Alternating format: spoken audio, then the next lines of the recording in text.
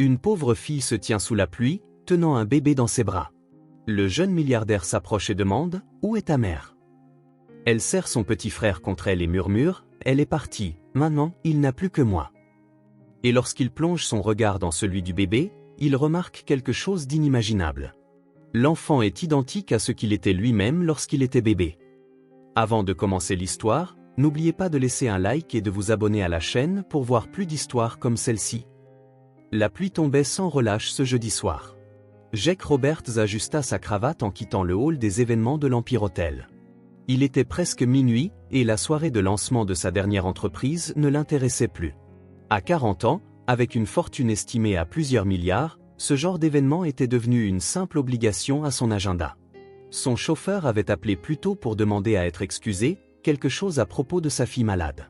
Jake refusa le taxi proposé par le directeur de l'hôtel, préférant marcher quelques pâtés de maison. Même sous la pluie, l'air nocturne semblait plus vivable que cette épaisse atmosphère d'insincérité et de champagne onéreux. New York ne dort jamais, mais cette partie de la ville paraissait plus calme sous l'averse. Jake releva le col de son manteau en cachemire pour se protéger du vent, tandis que ses chaussures italiennes, valant plus que ce que de nombreuses personnes gagnent en un mois, trempaient dans les flaques. C'est alors qu'il l'entendit, un son presque imperceptible parmi le vacarme de la pluie et le passage des voitures, un cri étouffé. Jake s'arrêta et regarda autour de lui. D'abord, il ne vit rien d'autre que d'immenses immeubles et des vitrines faiblement éclairées. Puis, sous le haut vent d'une boutique fermée, un léger mouvement attira son attention. Un enfant. Non pas deux enfants. Jake s'avança prudemment. Une fillette, qui ne devait pas avoir plus de 4 ans, était recroquevillée contre le mur. Ses cheveux bruns, humides, collaient à son visage pâle. Dans ses bras, serré contre sa poitrine, se trouvait un bébé enveloppé dans une vieille couverture bleue. « Salut, Jake » dit-il en se baissant à sa hauteur. « Tu vas bien ? Où sont tes parents ?» La fillette serra le bébé un peu plus fort. Ses yeux vert perçants fixaient Jake avec un mélange de peur et de détermination qu'il n'avait jamais vu chez quelqu'un d'aussi petit. « Maman est partie, maintenant il n'a plus que moi » dit-elle d'une voix bien trop assurée pour son âge. Jake regarda de nouveau autour de lui.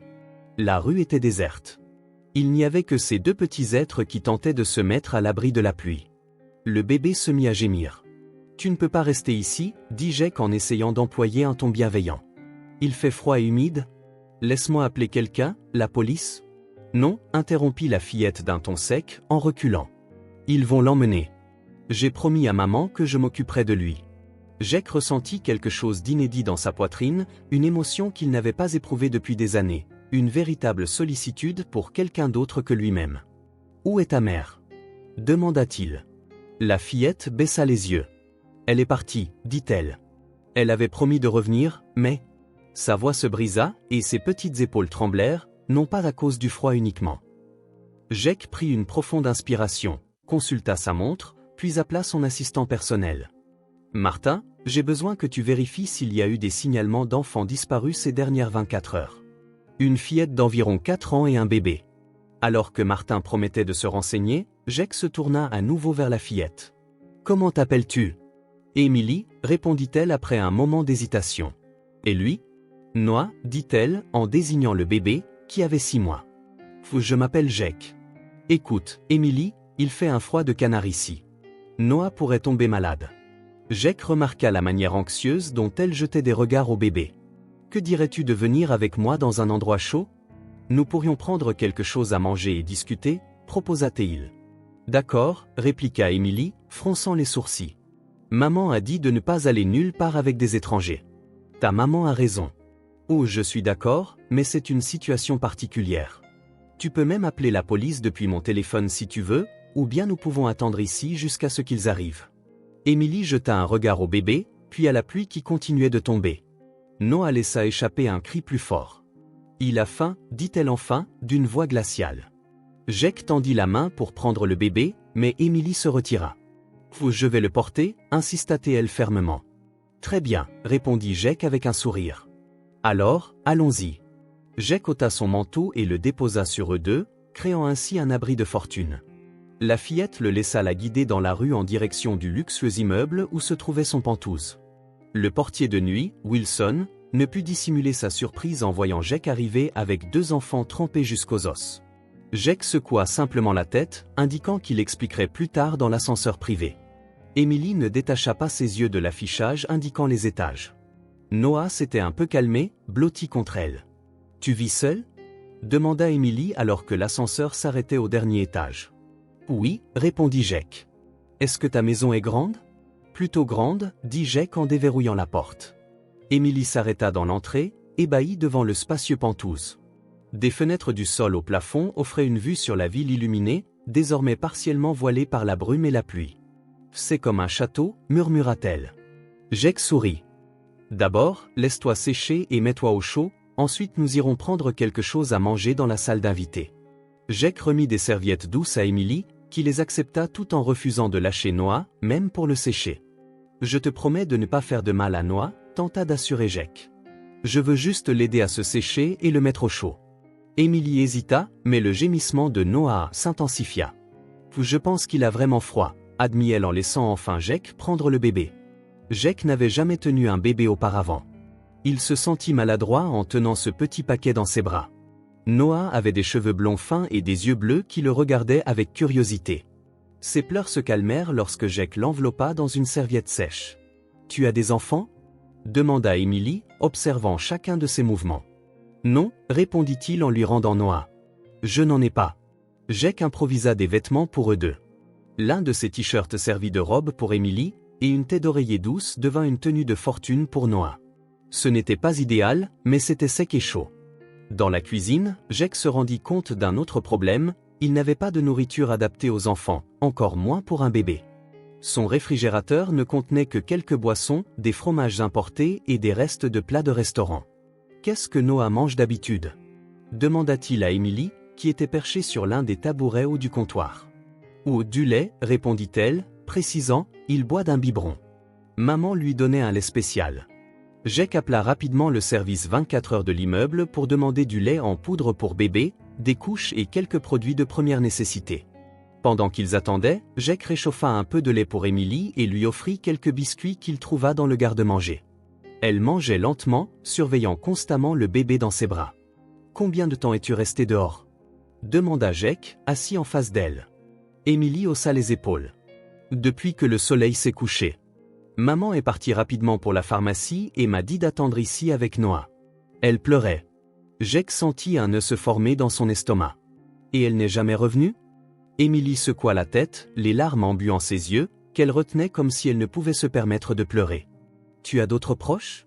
Quelqu'un que nous pourrions appeler ? » « Je ne connais pas le numéro, » répondit Emily, « mais il y a grand-mère. Elle habite loin.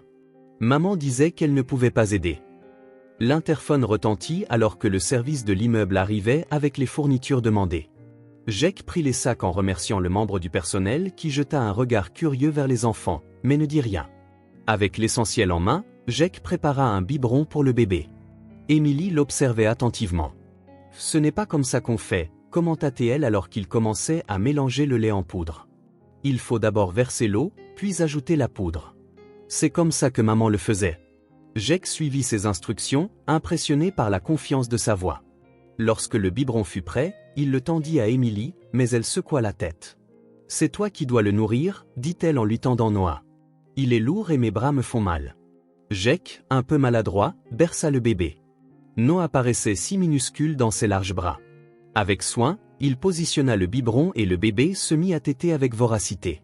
Emily observa. « Maman ne lui donne que 2 biberons par jour, parce qu'elle doit les faire durer. » Jake ressentit une douleur dans la poitrine en regardant Noah.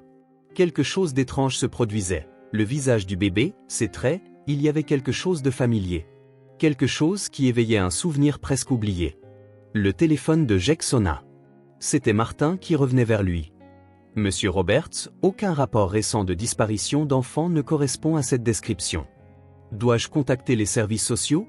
Jake jeta un coup d'œil à Emily, qui le regardait avec ses yeux verts perçants, puis à Noah, désormais presque endormi en se nourrissant. « Pas encore, Martin. Nous réglerons cela demain. Pour l'instant, il reste avec moi. » Une fois que Noah eut fini de manger, Jake improvisa un changement de couche en suivant patiemment les instructions d'Emily. Il était évident que la fillette était habituée à s'occuper de son frère. « Vous pouvez dormir dans la chambre d'amis, » dit Jake en les guidant dans le couloir. « Elle est confortable et spacieuse pour vous deux. » La chambre était vaste, dotée d'un lit king size et d'une vue sur Central Park. Emily monta sur le lit en s'enfonçant légèrement dans le matelas moelleux. « C'est si grand » murmura-t-elle, émerveillée. Jake créa un berceau de fortune pour Noah en disposant des coussins pour l'empêcher de rouler. Mais alors qu'il s'apprêtait à partir, Emily intervint. « Oh, je ne veux pas dormir seule. Je veux rester avec Noah. » Jake hésita. « Tu seras avec lui.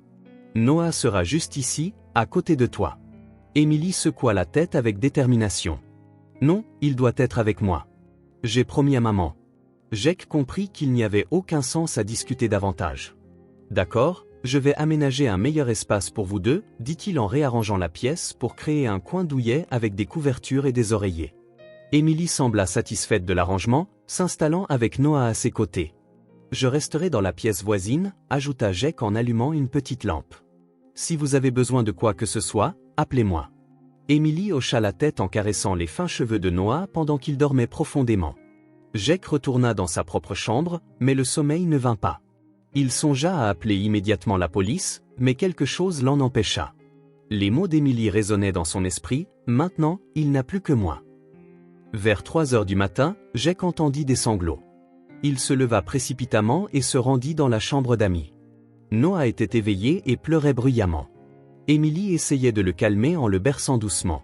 « Je crois qu'il a encore faim, » dit-elle en voyant Jake.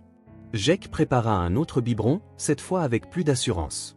Lorsqu'il revint, il prit Noah dans les bras d'Emily. « Va te reposer, » dit-il doucement. « Je m'en occupe. » Emily hésita, mais l'épuisement se lisait sur son visage. Elle regarda Jake nourrir Noah, ses yeux peinant à rester ouverts. « Maman disait que ses pleurs étaient mieux que le silence, » murmura-t-elle, déjà à moitié endormie. Jake frissonna. « Qu'est-ce que tu veux dire, Emily ?» Mais la fillette était déjà endormie. Jake resta là, tenant le bébé qui s'était paisiblement assoupi dans ses bras. La pluie continuait de taper doucement contre les fenêtres. Le Pentouse était silencieux, un calme qu'auparavant n'avait jamais dérangé Jake, mais qui, maintenant, avec la douce respiration de ces deux petits étrangers venus bouleverser sa vie, donnait au lieu une dimension plus pleine, plus réelle. Jake ne retourna pas dans sa chambre. Il s'installa dans un fauteuil proche pour veiller sur les deux enfants, observant le ciel s'éclaircir au-dessus de New York. Jake était convaincu que quelque chose de très important venait de commencer. 3 jours s'étaient écoulés depuis que Jake avait accueilli Emily et Noah dans son Pentouse. 3 jours d'adaptation, d'essais et d'erreurs. La routine du magnate, jadis rythmée uniquement par des réunions et engagements, tournait désormais autour des besoins de 2 enfants. Ce dimanche matin, Jake se réveilla au son de rire provenant du salon. Il se leva précipitamment, encore peu habitué à l'idée de partager son espace.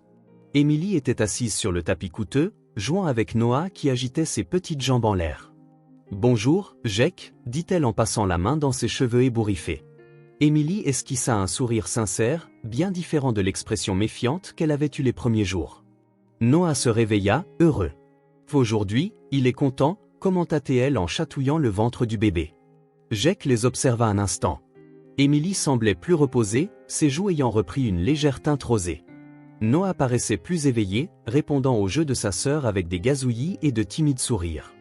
Le téléphone sonna. C'était Martin, son assistant personnel, qui voulait savoir si Jake assisterait à la réunion du conseil lundi. « Je ne sais pas encore, Martin, » répondit Jake. « Je gère une situation personnelle. »« Monsieur, avec tout le respect que je vous dois, cela fait 3 jours.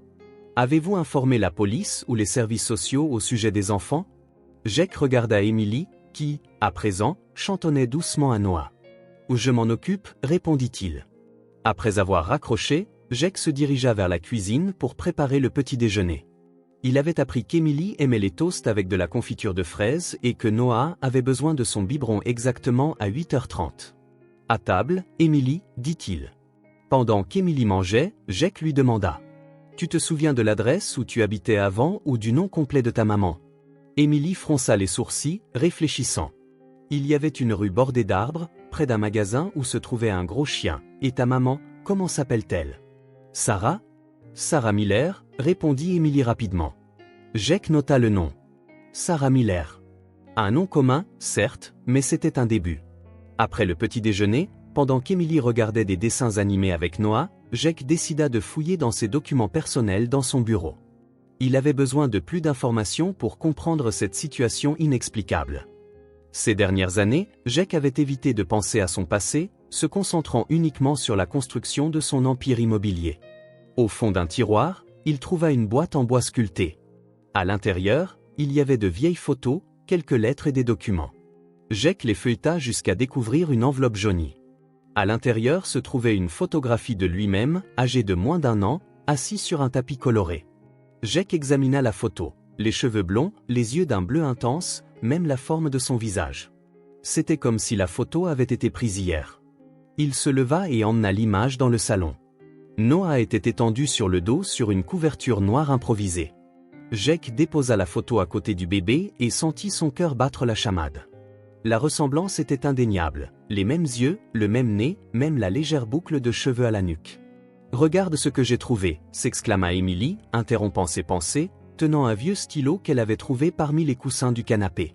Jake reconnut le stylo, un man blank que lui avait offert son premier grand investisseur, qu'il n'avait jamais utilisé, le gardant comme symbole de ses premiers succès. « C'est un joli stylo », commenta-t-elle. Emily le reprit en le faisant rouler entre ses petits doigts. On dessinait dans le noir quand les lumières s'éteignaient, expliqua-t-elle d'un ton désinvolte, en griffonnant sur un bloc-notes. Maman faisait semblant que c'était un jeu, mais c'était parce qu'on n'avait plus de bougies. Jake ressentit une douleur.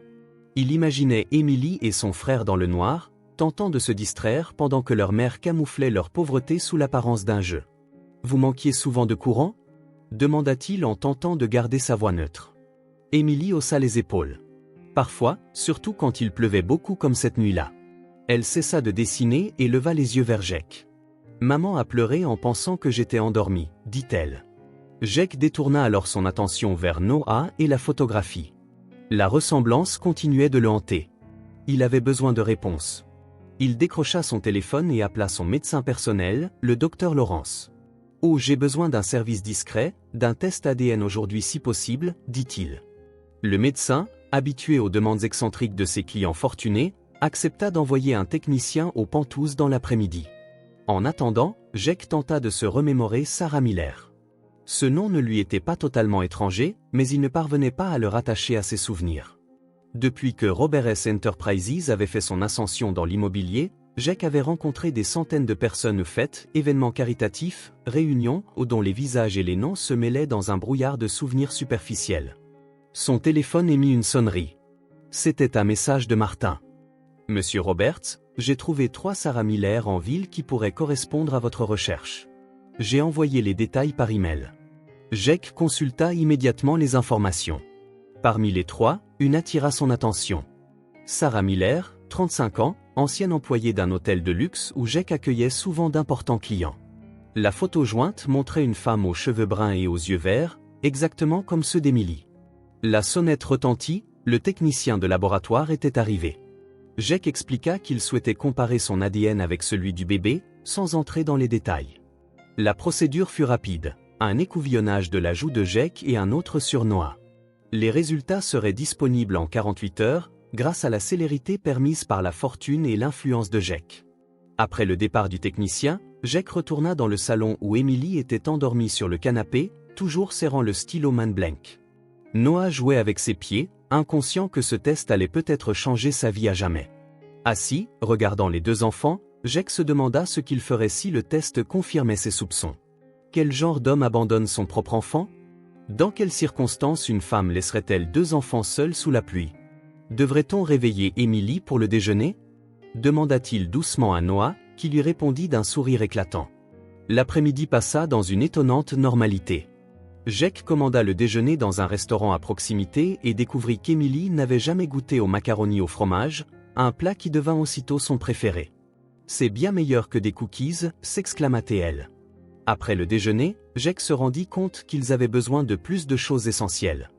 Les vêtements de fortune et les quelques articles pour bébé qu'il avait achetés sur un coup de tête n'étaient pas suffisants.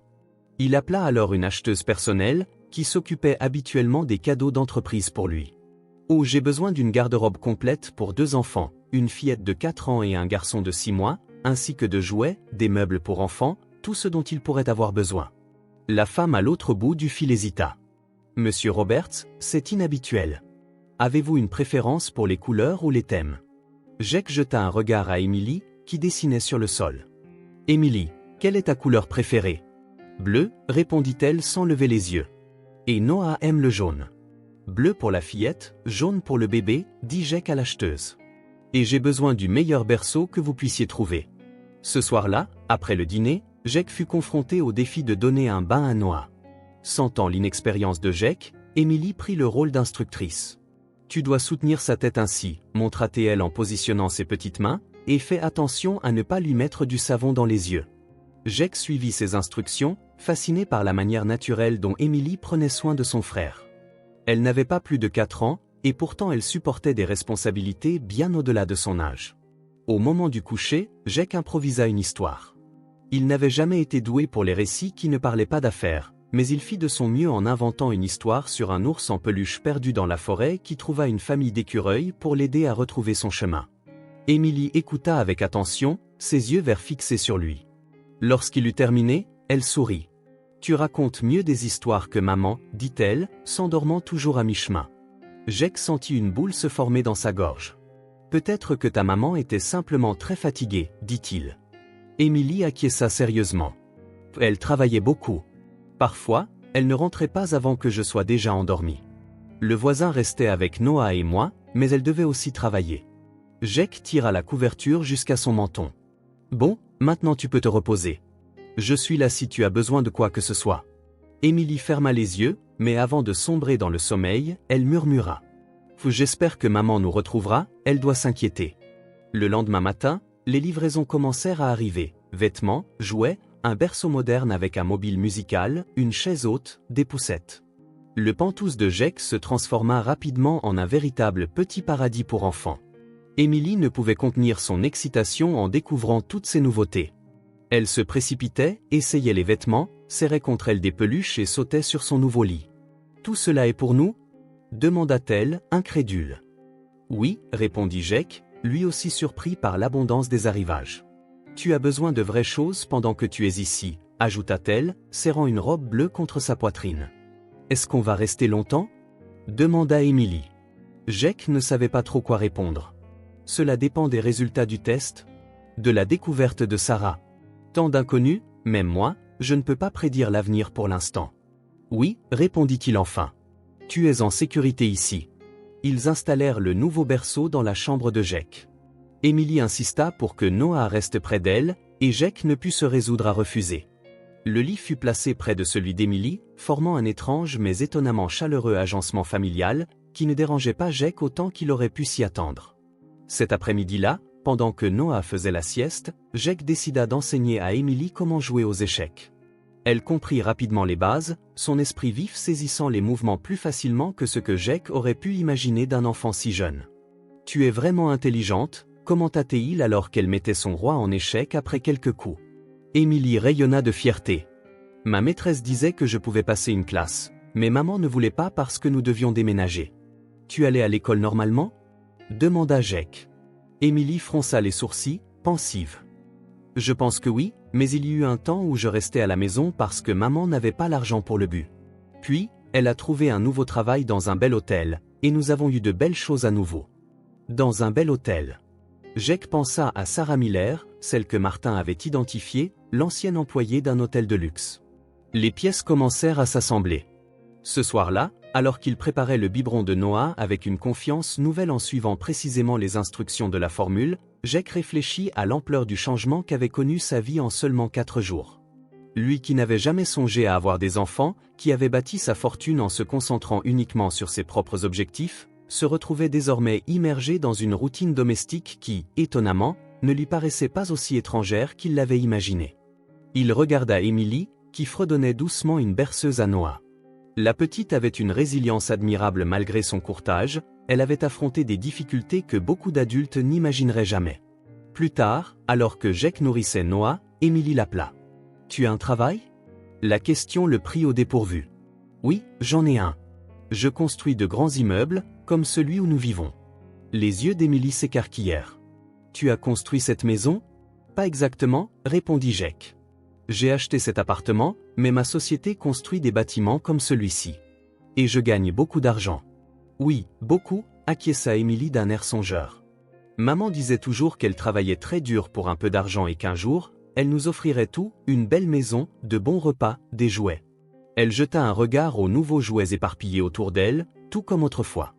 Jake sentit une lourdeur dans sa poitrine. Toutes les choses qu'il avait fournies aux enfants en quelques jours représentaient peut-être ce dont Sarah avait rêvé pendant des années pour eux. Ta maman semble être une personne très courageuse, commenta-t-il en ajustant Noah dans ses bras, le bébé semblant désormais plus à l'aise et buvant tranquillement son biberon. C'est vrai, mais parfois, elle devient trop triste pour être courageuse, surtout après la naissance de Noah, ajouta Emily. Jake fronça les sourcils. Que s'est-il passé à la naissance de Noah? Emily haussa les épaules. Maman a changé. Elle pleurait beaucoup, disait qu'elle faisait tout de travers. Jake regarda Noah, endormi dans ses bras. Le garçon semblait si paisible, si inconscient de tout ce qui l'entourait. Se pouvait-il que Jake Roberts soit vraiment le père de cet enfant? Si c'était le cas, comment se faisait-il qu'il n'ait jamais su son existence? Le lendemain matin, Jake reçut un email du laboratoire, les résultats du test ADN étaient prêts, plus tôt que prévu. Le cœur battant, Jake ouvrit le fichier joint. Les mots sautèrent de l'écran, confirmant ce qu'il soupçonnait depuis le moment où il avait placé cette vieille photographie à côté de Noah. Probabilité de paternité 99,99%, voire 98%. Noah était son fils. Jake fixa le bébé qui jouait sur le tapis, sous la surveillance attentive d'Emily. Son fils? D'une manière ou d'une autre, il avait un fils de 6 mois dont il ignorait l'existence jusqu'à quelques jours à peine. Le téléphone sonna, le sortant de ses pensées. C'était Martin. Monsieur Roberts, j'ai trouvé une Sarah Miller. Elle a été admise à l'hôpital métropolitain il y a 4 jours après une tentative de suicide. Martin hésita un instant. Après une tentative de suicide? Répéta Jake en se retirant pour que Emily n'entende pas. Oui, monsieur. Elle est stable maintenant, mais en observation psychiatrique. Apparemment, elle souffre d'une sévère dépression postpartum. Jake ferma les yeux, submergé par le poids de la situation. Merci, Martin. Envoie-moi l'adresse de l'hôpital et annule toutes mes réunions cette semaine, dit-il en raccrochant, puis retourna dans le salon. Emily leva les yeux vers lui, intriguée. Tu vas bien, Jake? Tu as l'air triste. Jake força un sourire. Je vais bien, Emily. En fait, je pense que nous allons bientôt comprendre ce qui est arrivé à ta maman, ajouta-t-elle. Les yeux d'Emily s'agrandirent. Tu as retrouvé maman? Jake acquiesça. Oui, et demain, nous irons la voir. Le visage d'Emily s'illumina comme jamais auparavant. Elle se précipita vers Jake, pour la première fois, s'agrippa fermement à ses jambes. Merci, Jake. Noah va être tellement heureux. Jake sentit une vague d'émotion face à ce geste spontané. Il s'agenouilla pour la prendre dans ses bras, sentant son petit corps trembler légèrement contre lui. En regardant Noah, son fils, il comprit qu'il n'y aurait pas de retour en arrière.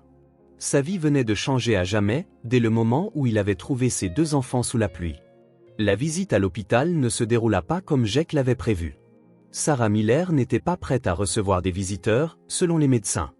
Sa dépression postpartum s'était aggravée, et les difficultés financières ainsi que le stress d'élever 2 enfants seuls s'étaient considérablement intensifiés ces dernières semaines. Elle a besoin de temps, expliqua le docteur Winters, qui suivait son cas. Quand nous lui avons dit que les enfants étaient en sécurité, elle a montré une légère amélioration, mais la voir maintenant pourrait être trop éprouvant. Jake retourna dans le Penthouse, accablé par ses responsabilités. Comment expliquer tout cela à Emily? La fillette avait passé la journée précédente à parler de retrouver sa mère, à préparer ce qu'elle lui dirait avec une anticipation débordante. À sa grande surprise, Emily accueillit la nouvelle avec une maturité déconcertante. « Maman est malade à l'intérieur, n'est-ce pas ?» demanda-t-elle. Jake expliqua la situation du mieux qu'il put. Parfois, maman ne pouvait même pas se lever du lit, trop fatiguée, mais ses yeux étaient empreints de tristesse. Jake resta silencieux devant la perspicacité de l'enfant. « Sois forte, reprit Emily d'une voix assurée. Elle va s'en sortir. » Le lendemain matin, Jake se réveilla tôt. Habituellement, il se rendait au bureau pour une journée de réunions et de décisions valant des millions de dollars, mais aujourd'hui son agenda était vide. Martin avait réorganisé toutes ses obligations, reportant ce qui pouvait l'être et déléguant l'urgent pour la première fois depuis des années. Jake avait une journée entière de libre et pour la première fois, il devait consacrer son attention à 2 enfants. Noah fut le premier à se réveiller, émettant de doux gazouillis qui transperçaient le moniteur pour bébé. Un sourire apparut sur le visage de Noah lorsque Jake se présenta près de son berceau, un sourire que Jake reconnaissait désormais comme étant celui de son propre fils. « Bonjour, mon grand » murmura-t-il en prenant le petit. Émilie dormait encore, blottie dans son nouveau lit, ses cheveux bruns étalés sur l'oreiller. Jake la laissa se reposer, puis emmena Noah dans le salon. Assis sur le canapé avec le bébé, il se demanda comment passerait une journée entière avec 2 enfants, sans aide, sans personnel, sans réunion pour s'en échapper, juste lui, un bébé de 6 mois et une fillette de 4 ans qui, de façon incroyable, était devenue sa famille. Noah gloussa en tirant sur la cravate du pyjama de Jake de ses petites mains. « Je suppose que je n'en aurai pas besoin aujourd'hui, » dit Jake en retirant la cravate et en la jetant sur la table basse. « En fait, je pense que notre programme va changer pour aujourd'hui, » annonça Jake. 1 heure plus tard, Émilie se réveilla et trouva Jake dans la cuisine, luttant pour suivre une recette en ligne de pancakes. Le comptoir était couvert de farine, d'œufs cassés et d'une pâte douteuse dans un bol. « Qu'est-ce que tu fais ?» demanda-t-elle en se frottant les yeux endormis. « Des pancakes » répondit Jake, même s'il n'était pas certain que ce qu'il avait préparé puisse réellement s'appeler ainsi. « Enfin, j'essaie. » Émilie observa avec curiosité. « Maman faisait des omelettes quand nous avions des œufs, c'était plus simple. » Jake sourit. « Veux-tu m'aider à préparer une omelette, alors ?» Émilie grimpa sur un tabouret, et en suivant ses instructions, Jake parvint à réaliser quelque chose ressemblant à une omelette. Ce n'était pas beau, mais c'était mangeable, un triomphe culinaire pour quelqu'un habitué aux restaurants étoilés ou aux plats à emporter. Après le petit déjeuner, Jake décida qu'il devait sortir. Malgré l'immensité du Penthouse, il commençait à se sentir quelque peu confiné. « Allons au parc » annonça-t-il, surpris par son propre enthousiasme. Ce mardi matin, Central Park était relativement calme. Jake poussa la poussette de Noah tandis qu'Émilie sautillait à ses côtés, désignant des écureuils, des fleurs et des chiens qui passaient. « Regarde, Jake, un gros chien !» s'exclama-t-elle en pointant un dalmatien qui se promenait avec son maître. « Honneur, as-tu déjà eu des animaux de compagnie ?» demanda Jake, remarquant sa fascination. Émilie secoua la tête. « Maman disait qu'on n'avait pas de place, notre maison était petite, juste assez pour le lit. » Dans ce silence, Jake ressentit un pincement. L'image de Sarah, d'Émilie et de Noah entassés dans un espace minuscule, éclipsé par le soi-disant silence d'Émilie, était douloureuse. « Comment était ce silence, Émilie » demanda-t-il doucement.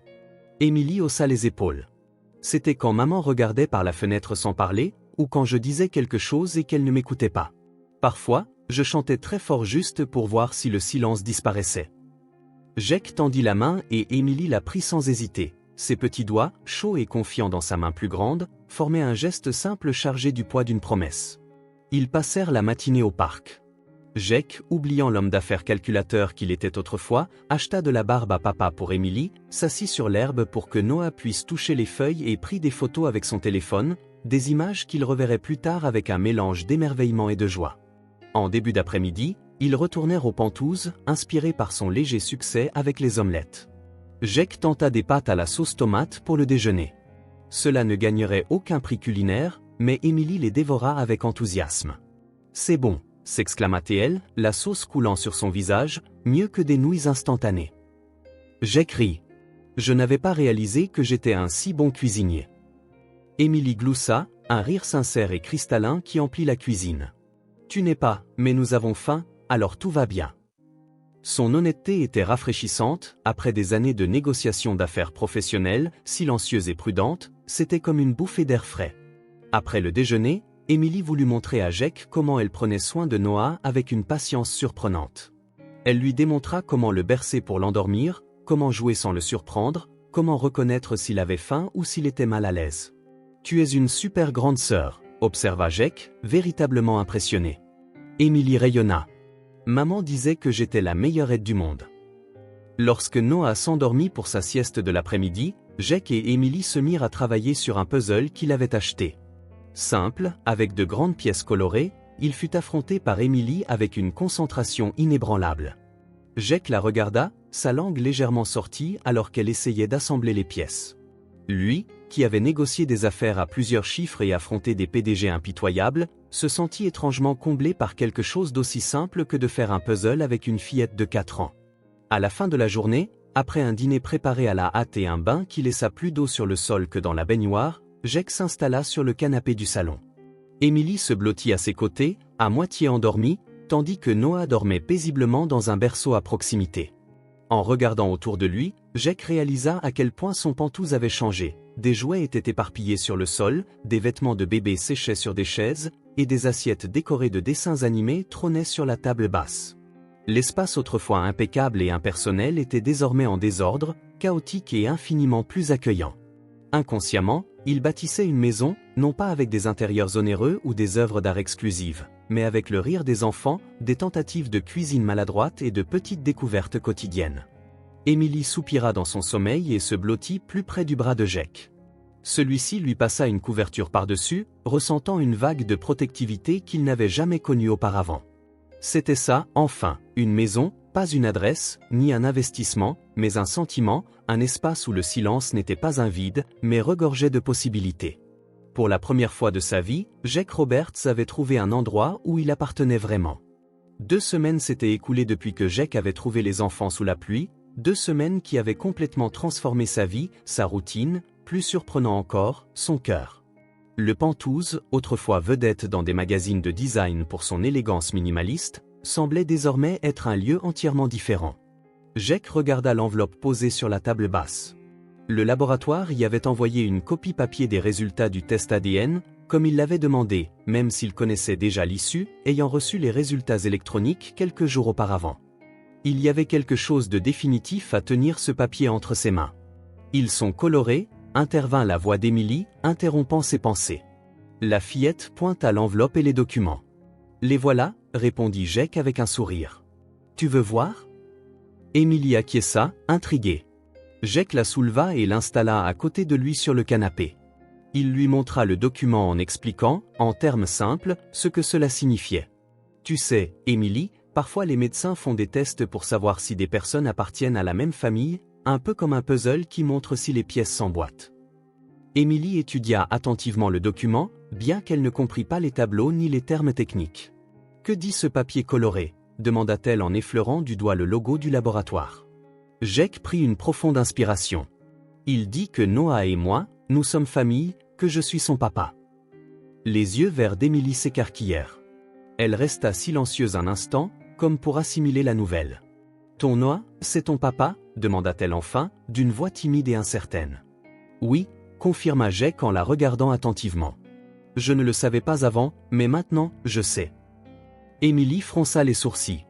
Maman n'a jamais parlé de toi, je suppose qu'elle et moi avons perdu le contact. Jake répliqua doucement, parfois, les adultes s'éloignent, même quand ils ont des choses importantes à partager. Émilie retomba dans le silence, son petit visage sérieux tandis qu'elle assimile cette nouvelle réalité. Jake attendit, lui laissant le temps nécessaire. À proximité, Noah était allongé sur le dos, jouant avec un hochet coloré, comme s'il percevait qu'il était le sujet de la conversation. Il leva les yeux et sourit à Jake, affichant le même sourire éclatant que celui que Jake reconnaissait désormais sur sa vieille photo de bébé. Alors, maintenant, il est à toi, demanda enfin Émilie, sa voix teintée d'inquiétude. Puis, hésitante, en regardant ses propres mains, elle ajouta, « Et moi? Puis-je être un peu à toi aussi ?» Quelque chose en Jake se brisa. Il tira Émilie plus près et la serra doucement dans ses bras. « Émilie, ne comprends-tu pas? Vous êtes déjà à moi, non pas parce qu'un papier le dit ou à cause du sang ou de l'ADN, mais parce que je vous ai choisi, d'une manière folle et merveilleuse, vous m'avez choisi aussi. » Émilie leva les yeux vers lui, étincelant. « Même si je ne suis pas vraiment ta fille? » « Tu es ma vraie fille, » répondit fermement Jake. « Les familles se forment de bien des façons, Émilie. Certaines se tissent par le sang, d'autres par le cœur. La nôtre a un peu des deux. » Émilie sourit, illuminant tout son visage, puis, sans prévenir, elle jeta ses bras autour du cou de Jake et le serra fort. « Je n'ai jamais eu de papa avant, » murmura-t-elle contre son épaule. Jake avala une boule dans sa gorge. « Eh bien, maintenant, tu en as un. » Noah poussa un son joyeux depuis le tapis, comme s'il voulait se joindre à eux. Émilie lâcha Jake et alla chercher son frère, le berçant délicatement. « As-tu entendu, Noah? Nous avons un papa maintenant. » Jake observa Émilie bavarder avec excitation au bébé, comme si elle lui expliquait chaque mot avec soin. Dans sa poitrine, une émotion qu'il n'avait jamais ressentie auparavant se déployait, un mélange intense de fierté, de protection et d'un amour si profond qu'il en faisait presque mal. Cet après-midi-là, Jake décida qu'il devait célébrer, non pas avec du champagne coûteux ou dans un restaurant chic, comme il marquait habituellement les événements importants, mais d'une manière qui avait du sens pour sa nouvelle famille. « Allons au centre commercial », annonça-t-il après le déjeuner. « Je pense que cet endroit pourrait être transformé », s'exclama Emily en applaudissant de joie. « Pouvons-nous avoir plus de jouets ?» demanda-t-elle. Jake sourit. « Nous pouvons prendre tout ce que nous voulons, aujourd'hui est un jour spécial. » Le centre commercial était un monde de possibilités pour Emily. Ses yeux s'écarquillaient devant chaque magasin, chaque vitrine, chaque nouvelle découverte. Jake réalisa qu'alors qu'il avait déjà organisé l'achat de vêtements et de jouets auparavant, il ne s'était jamais permis de laisser Emily choisir quoi que ce soit par elle-même. « De quelle couleur veux-tu ta chambre ?» demanda Jake en traversant un magasin de décoration. « Je peux avoir ma propre chambre ?» s'exclama Emily, incrédule. « Bien sûr que tu peux, et Noah aussi. Je pense qu'il est temps que vous ayez chacun votre espace, n'est-ce pas ?» Emily acquiesça avec enthousiasme. « Je veux du bleu. Bleu avec des étoiles, comme le ciel. » Jake sourit. « Bleu avec des étoiles, c'est parfait. » Ils passèrent le reste de l'après-midi à choisir des meubles, du linge de lit, des lampes, des tapis et des dizaines d'autres articles pour transformer 2 pièces du Penthouse en espace parfait pour une fillette de 4 ans et un bébé de 6 mois. Emily opta pour une lampe en forme de lune qui projetait de petites étoiles sur le plafond pour chasser l'obscurité, expliqua-t-elle d'un ton solennel. Jake l'acheta, ainsi qu'une douzaine d'autres objets destinés à chasser toute obscurité, qu'elle soit littérale ou métaphorique, provenant de son passé. Dans le magasin de jouets, Emily hésita devant la vaste sélection. Habituée à avoir si peu, elle semblait intimidée par tant de choix. « Qu'aimerais-tu prendre ?» demanda doucement Jake. Emily pointa timidement du doigt une petite poupée de chiffon, l'objet le plus simple sur l'étagère, presque perdu parmi les jouets électroniques et les ensembles de jeux élaborés. Jake prit la poupée et la mit dans le panier, puis il regarda Emily. « Quoi d'autre ?» Emily observa le panier, puis Jake, et enfin les étagères à nouveau. Lentement, comme pour tester les limites de sa nouvelle réalité, elle désigna un livre de coloriage et une boîte de crayons. Jake les ajouta au panier. « Quoi d'autre ?» 1 heure plus tard, ils quittèrent le magasin avec 2 chariots débordants. En plus de la poupée de chiffon et des fournitures artistiques, Emily choisit des jeux éducatifs, des blocs de construction, un énorme ours en peluche et une petite cuisine jouet pour Noah. Jake opta pour des anneaux de dentition, des jouets sensoriels, des livres de bain et une girafe en peluche, presque aussi grande que le bébé.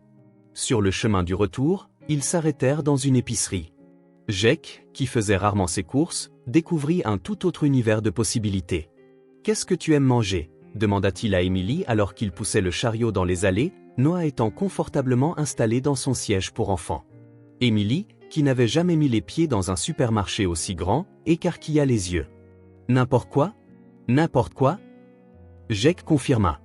Après un moment de réflexion, Emily déclara « J'aime les macaronis au fromage et Noah aime la purée de banane, mais il n'a pas encore de dents, donc il faut que ce soit très mou. » Jake sourit. « Nous allons acheter ça et bien d'autres choses. » Le chariot se remplit de nourriture saine, de collations, de fruits frais et des ingrédients pour des repas faits maison que Jake n'était pas certain de savoir cuisiner, mais il était déterminé à apprendre. À la caisse, Emily observa la montagne de provisions, les yeux écarquillés. « Avant, on ne mangeait que des biscuits, » remarqua-t-elle pendant que Jake organisait les sacs. « Maman me donnait la moitié et disait qu'elle avait déjà mangé, mais je savais que ce n'était pas vrai. » Jake fit une pause et regarda Emily. Sa simple remarque révélait plus sur leur vie que n'importe quelle enquête ne pourrait l'expliquer. Sarah, tentant de dissimuler sa propre faim pour nourrir sa fille, faisait semblant que tout allait bien alors que ce n'était clairement pas le cas. « Eh bien, maintenant, personne n'a à faire semblant d'avoir mangé, » dit doucement Jake. « Il y a assez de nourriture pour tout le monde. » De retour au Penthouse, la transformation commença. Des livreurs arrivèrent avec les nouveaux meubles et des décorateurs, embauchés à la hâte, se mirent à préparer les pièces selon les instructions de Jake et les choix colorés d'Emily. Jake prépara rapidement le dîner pendant que les travaux se poursuivaient. Ce n'était rien de sophistiqué, juste des pâtes avec une sauce au fromage pour Emily et de la purée de banane pour Noah, mais l'odeur de la cuisine faite maison envahit la pièce, créant une atmosphère jamais vue auparavant dans cet espace. Avant qu'Emily aide à mettre la table, fier de sa contribution, Jake réalisa, pendant le repas, qu'il assistait à son premier vrai dîner en famille. non pas dans un restaurant de luxe, ni avec des partenaires d'affaires ou des clients importants, mais avec 2 enfants qui, d'une manière ou d'une autre, étaient devenus le centre de son univers en seulement 2 semaines. Pendant le dîner, Jake divertissait Noah en imitant des voix ridicules pour chaque cuillerée de purée de banane. À sa surprise et son plaisir, le bébé éclata d'un rire pétillant et contagieux qui fit aussi rire Emily. Bientôt, tous 3 riaient ensemble, sans raison particulière, partageant un moment de pure joie qui résonnait dans tout le Pentouse. Après le repas, Jake baigna Noah pendant qu'Emily supervisait les dernières retouches dans les chambres. Elle prit sa nouvelle responsabilité très au sérieux, indiquant précisément où chaque jouet et chaque livre devaient être placés. Une fois que tout fut prêt, Jake emmena les enfants découvrir le résultat. La chambre d'Emily était un rêve de bleu et d'argent. Les murs étaient peints d'un bleu ciel doux, avec de petites étoiles argentées parsemées sur l'un d'eux. Le nouveau lit arborait une tête de lit en forme de nuage, recouvert de draps imprimés d'étoiles et de lune, tandis qu'une lampe en forme de lune reposait sur la table de chevet, prête à projeter un ciel étoilé sur le plafond. Une petite étagère débordait déjà de livres et de jouets, et une petite table garnie de fournitures artistiques attendait ses futures créations. « C'est la plus belle chambre du monde », murmura Emily, les yeux brillants d'émotion.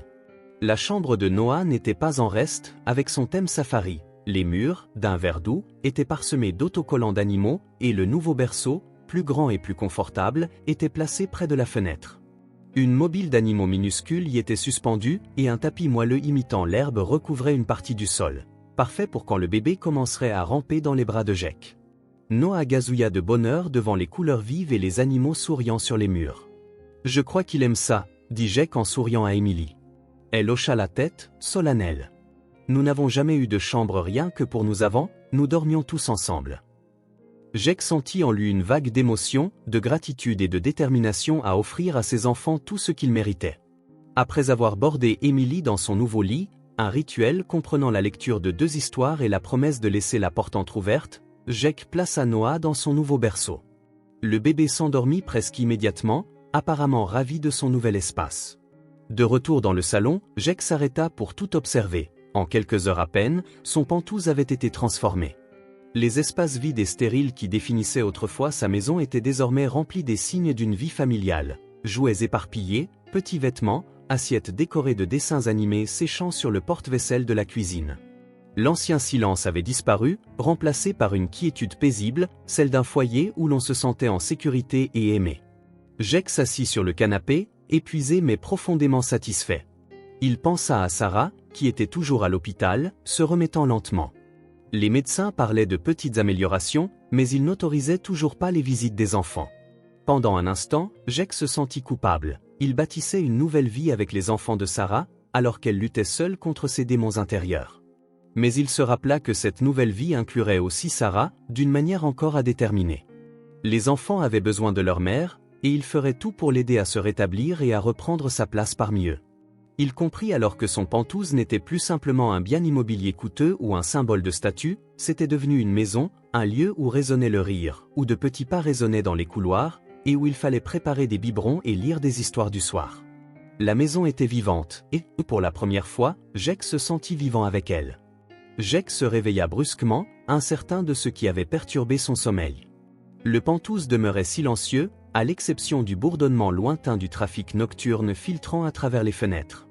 Le réveil numérique sur sa table de nuit indiquait 3h42. Il resta immobile quelques secondes, écoutant attentivement. Ces derniers jours, il avait développé un 6e sens pour les bruits de la maison, apprenant à distinguer le cri de faim de Noah de celui d'un malaise, à reconnaître les pas légers d'Emily dans le couloir, et même à identifier quel jouet elle préférait.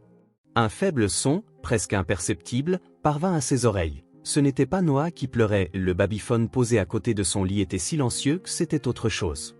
Jake se leva, enfila sa robe de chambre et quitta sa chambre. La lumière tamisée du couloir était allumée, comme il le faisait toujours pour que, si Emily devait se lever la nuit, elle n'ait pas peur.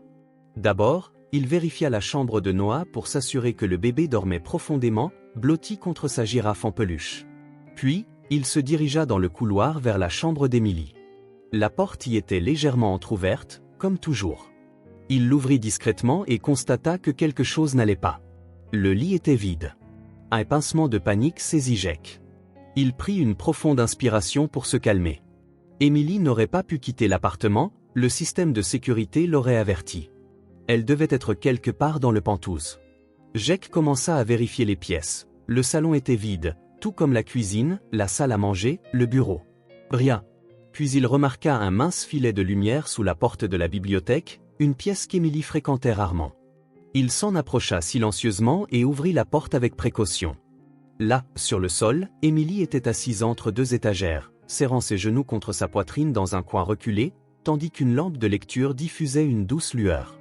Ses yeux restaient fixés sur un point aléatoire du mur et ses lèvres bougeaient à peine. Jake réalisa qu'elle fredonnait quelque chose, si doucement qu'il pouvait à peine l'entendre. Cela ressemblait à une berceuse. Emily, appela-t-il doucement. La fillette leva les yeux. Elle ne semblait ni surprise ni effrayée, juste fatiguée d'un épuisement qu'aucun enfant de 4 ans ne devrait connaître. « Salut, Jake », répondit-elle d'une voix faible. Jake s'agenouilla à côté d'elle. « Qu'est-ce qui ne va pas? As-tu fait un mauvais rêve ?» Emily secoua la tête. « Je n'ai tout simplement pas pu dormir, parfois ça arrive. Pourquoi es-tu venue à la bibliothèque ?» Emily haussa les épaules. « C'est calme ici. Il y a beaucoup de livres. Les livres sont bons quand on se sent seul. » Jake avala difficilement. « Tu n'es pas seule, Emily, je suis là. » La fillette le regarda, ses yeux verts reflétant la douce lumière. « Je sais, mais parfois j'oublie. Dans notre ancienne maison, je me réveillais toujours seule. » Maman restait dans son coin triste. Après un moment de silence, Emily reprit, « Je fredonnais doucement pour qu'elle n'oublie pas que j'étais là. » La simplicité de sa phrase laissait transparaître une douleur profonde. Jake peina à concevoir l'image d'Emily, encore plus jeune qu'elle ne l'était maintenant, chantant doucement pour rappeler à sa maman déprimée sa présence, c'était déchirant. « Quel coin triste était-ce, Emily ?» demanda-t-il. Le coin près de la fenêtre où maman s'asseyait et regardait dehors pendant longtemps. Parfois, elle pleurait, mais sans bruit, juste en versant des larmes. Après la naissance de Noah, elle y restait presque tous les jours. Emily prit un livre sur l'étagère du bas, passant ses doigts sur la couverture colorée, bien que ses yeux fussent perdus dans de vieux souvenirs. Un jour, maman resta près de la fenêtre jusqu'à ce qu'il fasse sombre et n'alluma pas la lumière, continua-t-elle.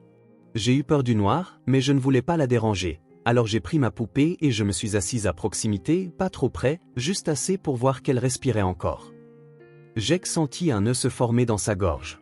La dépression postpartum sévère, selon les médecins, avait probablement contraint Sarah à souffrir en silence pendant des mois, essayant d'élever 2 enfants seuls tout en combattant des démons invisibles. « Que as-tu fait quand tu as vu maman dans ce coin triste ?» demanda-t-il doucement. « J'ai fredonné la chanson qu'elle m'avait apprise quand j'étais petite. Parfois, elle ne m'entendait même pas, mais je fredonnais quand même. Quand Noah pleurait, j'essayais de lui donner le biberon, mais il était lourd, la voisine aidait quand elle le pouvait. Je pense que maman a oublié comment chanter, » ajouta Emily, après un moment de silence, alors qu'autrefois, elle connaissait tant de jolies chansons. Jake passa son bras autour d'Emily et la serra doucement contre lui. « Ta maman est malade, Emily, mais ce n'est pas une maladie qu'on voit de l'extérieur. Ce n'est pas comme un rhume, c'est quelque chose qui rend une personne très triste, même sans raison. »« Comment l'a-t-elle attrapé ?» demanda Emily, levant les yeux. « Parfois, après qu'une maman a un bébé, son corps se trompe, les choses changent et cela perturbe ses sentiments. Ce n'est la faute de personne, ni la sienne, ni celle des bébés. Ça arrive simplement. » Y a-t-il un médicament pour ce genre de maladie? Oui, les médecins lui donnent des médicaments et lui parlent beaucoup. C'est pour cela qu'elle est à l'hôpital. Est-ce qu'elle ira mieux? La question portait à la fois espoir et peur. Oui, répondit Jake, essayant d'être confiant, cela pourrait prendre du temps, mais elle ira mieux. Emily se détendit un peu contre lui. Je m'ennuie d'elle, mais je ne veux pas qu'elle soit à nouveau triste.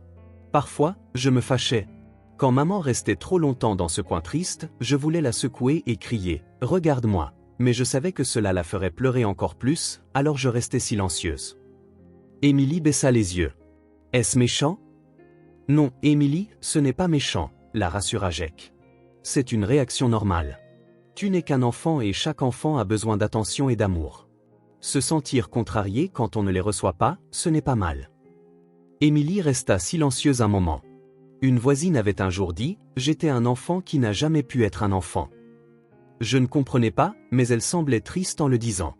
Ces mots frappèrent Jake comme un coup. « Emily, je veux que tu saches quelque chose d'important, » dit Jake en la regardant droit dans les yeux. « ce n'est pas ton rôle de rendre maman heureuse. Tu es un enfant merveilleux, mais ce n'est pas à toi de réparer la tristesse des adultes. Émilie fronça les sourcils, confuse. Mais je dois m'occuper de Noah, maman l'a dit, et je fais du bon travail. Jake lui caressa doucement les cheveux. Tu n'auras plus jamais à t'occuper de qui que ce soit toute seule. Émilie resta silencieuse, absorbant les paroles de Jake, puis, lentement, elle hocha la tête. Puis-je dormir avec toi ce soir ? Demanda-t-elle d'une petite voix. Bien sûr que tu peux, répondit Jake. Il se leva et souleva Émilie dans ses bras, elle était étonnamment légère pour son âge. Il éteignit la lampe de lecture et la porta jusqu'à la chambre principale. Il la déposa sur le lit, tira les couvertures par-dessus elle et demanda « Veux-tu que je te raconte une histoire ?» Émilie secoua la tête. « Reste ici jusqu'à ce que je m'endorme. » Jake s'assit au bord du lit en regardant les paupières d'Émilie s'alourdir. En quelques minutes, sa respiration devint régulière et elle s'endormit en serrant sa main. Il resta là plus longtemps que nécessaire, contemplant son petit visage endormi. Comment une enfant si jeune pouvait-elle porter autant ? Il se promit alors, en silence, de tout faire pour offrir à Émilie l'enfance qu'elle méritait, une enfance où elle pourrait simplement être une enfant, et non une infime être portant les fardeaux du monde. Le lendemain matin, Jake se réveilla pour trouver Émilie toujours endormie paisiblement à ses côtés, et Noah apparaissant sur le babyphone. Il se leva discrètement pour s'occuper de son fils dans la cuisine. Alors qu'il nourrissait Noah, son téléphone vibra. 4 réunions prévues pour la journée, 2 contrats majeurs à examiner et une décision urgente concernant une propriété à Boston. Après que Noah fut rassasié et qu'il jouait dans sa chaise haute, Jake passa un appel. « Martin, bonjour, j'ai besoin que tu réorganises définitivement mon emploi du temps. » Il fit une pause, écoutant les protestations de Martin. « Je comprends que ces engagements soient importants, mais nous devons établir des priorités claires désormais. Aucune réunion avant 9h ni après 17h, et pas de dîner d'affaires en semaine. Le vendredi, je ne travaille qu'une demi-journée, de préférence depuis chez moi. » Après une nouvelle pause et d'autres protestations, Jake ajouta « Martin, je sais que cela semble drastique, mais les choses ont changé, j'ai maintenant 2 enfants et ils ont besoin de moi. » Jake jeta un coup d'œil à Noah, qui tapait joyeusement une cuillère en plastique contre son plateau. Quant à la propriété à Boston, fais une offre à 5% en dessous du prix demandé. S'il refuse, nous pourrons augmenter, mais ne dépasse pas le montant dont nous avons discuté. Je pourrai examiner les contrats à la maison cet après-midi. Il raccrocha, ressentant une étrange sensation de soulagement. Pendant des années, Robert S. Enterprises avait constitué toute sa vie, son identité, sa raison de se lever chaque matin. Désormais, cela ne représentait qu'une partie d'un tout plus grand. Émilie apparut dans la cuisine, les cheveux ébouriffés par le sommeil et vêtue du pyjama licorne qu'ils avaient acheté ensemble. « Bonjour » murmura-t-elle en se frottant les yeux. « Bonjour, petite dormeuse » dit Jake en souriant. « Que dirais-tu de pancakes pour le petit déjeuner ? Je crois que je m'améliore dans ce domaine. » Émilie hocha la tête, s'illuminant. Elle s'assit à la table de la cuisine, observant Jake préparer la pâte, tandis que Noah babillait dans sa chaise haute, simplement amusé par la présence de sa sœur. Jake prit une serviette en papier pliée entre ses doigts. « As-tu parlé à maman hier ?» Jake se tourna vers son fouet. « Oui, j'ai appelé. Elle s'améliore chaque jour. » A-t-elle demandé de nous ? Bien sûr, c'était la première chose qu'elle a demandé. Elle veut savoir si vous allez bien, si Noah a grandi, si vous vous amusez. Émilie sourit, rassurée. « Quand pourrons-nous la voir bientôt ? J'espère que les médecins diront qu'elle est presque prête pour les visites. » Jake retourna une crêpe parfaite. Ils étaient tous très fiers de ses progrès. Puis, Émilie, d'une voix plus basse, demanda « Si maman revient, devons-nous partir ?» Jake s'arrêta dans ce qu'il faisait et la regarda. La question révélait une peur profonde, celle de perdre la sécurité qu'elle avait trouvée. « Non, dit-il fermement, tu es aussi mon foyer maintenant. » Les yeux d'Émilie se remplirent d'espoir et d'incrédulité. « Vraiment, nous pouvons rester avec toi et maman ?» Jake s'assit à la table en prenant les petites mains d'Émilie dans les siennes. « Émilie, ta mère et moi avons encore beaucoup à discuter une fois qu'elle ira mieux. Je ne sais pas exactement comment tout cela fonctionnera, mais une chose est sûre, vous ne serez jamais privés d'un foyer, d'amour ou de sécurité. Si ta mère le souhaite, nous trouverons un moyen d'être ensemble, d'une manière ou d'une autre, comme une vraie famille. » « Comme une vraie famille ?» demanda-t-elle, la voix débordante d'espoir. « Peut-être pas de la manière habituelle que l'on voit dans les livres, mais à notre façon, confirma Jake. Le sourire d'Émilie illumina tout son visage. Elle sauta de sa chaise et jeta ses bras autour du cou de Jake. « Merci, murmura-t-elle. Jake la serra, sentant son petit cœur battre contre sa poitrine. Il comprit que sa vie s'était réorganisée, non seulement son emploi du temps, mais aussi ses priorités, ses objectifs, ses rêves. Tout avait changé. L'ambition qui l'avait animé pendant des années semblait désormais secondaire face au simple désir de voir Émilie sourire et Noah grandir en bonne santé. Plus tard, pendant qu'Émilie dessinait à la table et que Noah faisait la sieste, Jake appela l'hôpital. Le docteur Winters répondit promptement. « Monsieur Roberts, je préparais le rapport de cette semaine sur Sarah. Nous avons de bonnes nouvelles, elle réagit très bien aux médicaments et ses séances de thérapie montrent des progrès constants. Est-elle prête à recevoir des visites? Pas encore pour les enfants, mais votre présence pourrait lui être bénéfique dès maintenant. Sarah pose beaucoup de questions sur ses enfants et semble plus stable émotionnellement. J'irai aujourd'hui, conclut-il. Après avoir raccroché, Jake regarda Émilie, qui dessinait et fredonnait doucement une mélodie apaisante, une chanson qui semblait calmer quelque chose en elle. Mais contrairement à avant, ce n'était pas une chanson triste destinée à rappeler à quelqu'un qu'elle existait, c'était simplement une enfant heureuse, exprimant sa joie naturellement. À cet instant, Jake sut que, quoi qu'avenir lui réserve, sa vie ne serait plus jamais la même, et c'était, étonnamment, la meilleure chose qui pouvait lui arriver. 3 mois s'étaient écoulés depuis que Jake avait trouvé les 2 enfants sous la pluie. 3 mois de transformation profonde dans le Penthouse, qui était désormais une véritable maison, et dans Jake lui-même, qui ne pouvait imaginer la vie sans Émilie et Noah. Le résultat de sa visite à Sarah à l'hôpital n'avait pas été celui escompté. À la dernière minute, elle refusa de le voir, expliquant au médecin qu'elle n'était pas prête. Le docteur Winters expliqua que c'était une partie du processus de guérison. Sarah devait se renforcer psychologiquement avant d'affronter la nouvelle dynamique familiale qui avait émergé en son absence. 2 semaines plus tard, lorsque Jake retourna pour une seconde tentative, il découvrit que Sarah avait quitté l'hôpital sans prévenir personne, sans laisser aucune information de contact, elle avait tout simplement disparu. C'est courant chez les patients souffrant de dépression sévère, dit le docteur Winters, l'air préoccupé. Il y a un décalage entre la réalité et la perception. Sarah ressent probablement de la culpabilité, de la honte et n'arrive pas à faire face aux conséquences de ses actes, même si personne ne la blâme. Jake n'expliqua pas immédiatement la situation aux enfants. Comment expliquer à Émilie que sa mère, même après avoir su qu'ils étaient en sécurité, avait choisi de disparaître encore une fois? Comment Noah, qui souriait et babillait dès que Jake était là, pouvait-il comprendre l'absence de sa mère? Mais les semaines passèrent et le silence de Sarah devint impossible à ignorer. Émilie en parlait presque chaque jour. Jake se retrouva alors prisonnier d'un cycle d'excuses de plus en plus peu convaincantes. Elle est toujours à l'hôpital, se rétablit, les médecins disent qu'elle va bien, mais elle a besoin de plus de temps. Elle m'a dit qu'elle vous manque et qu'elle vous aime tellement. La dernière partie était vraie.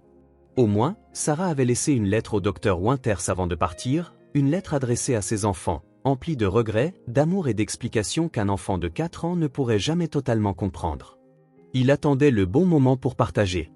Un dimanche matin, alors qu'il observait Émilie et Noah jouer dans le salon, Noah, désormais occupé à développer sa motricité et tentant de ramper, Émilie lui montrant patiemment des jouets colorés, Jake prit une décision.